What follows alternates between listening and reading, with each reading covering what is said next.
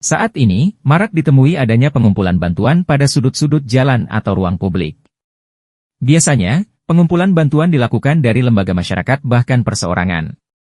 Hal ini menjadi perhatian khusus pemerintah Provinsi Sulawesi Selatan. Kepala Dinas Sosial Sulsel Abdul Malik Faisal menjelaskan pengumpulan bantuan perlu dibekali izin. Bukan untuk membatasi, namun penyaluran bantuan tersebut hendaknya jelas.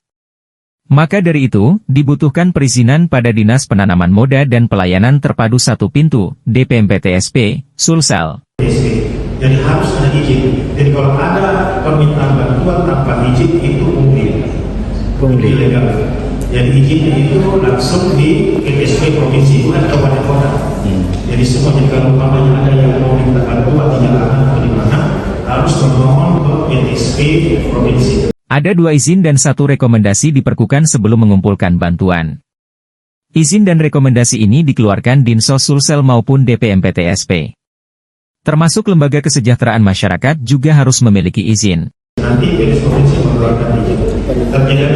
Dari kami di Dinas Sosial itu berkaitan dengan PTSP ada 2 perizinan dan 1 rekomendasi. Perizinan untuk undian, ya, untuk kalau ada kegiatan yang membuat undian ada izinnya. Itu dari diminta PTSP. Kalau ada pengumpulan dana untuk apapun dia bantuan dan macam-macam harus ada izinnya lewat PTSP.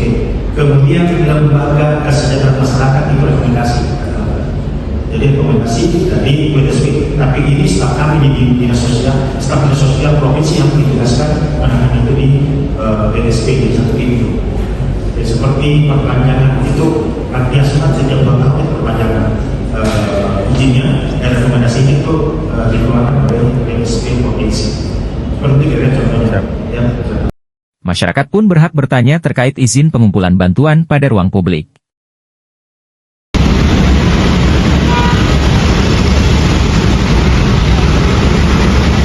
Download Tribun X sekarang, menghadirkan lokal menjadi Indonesia.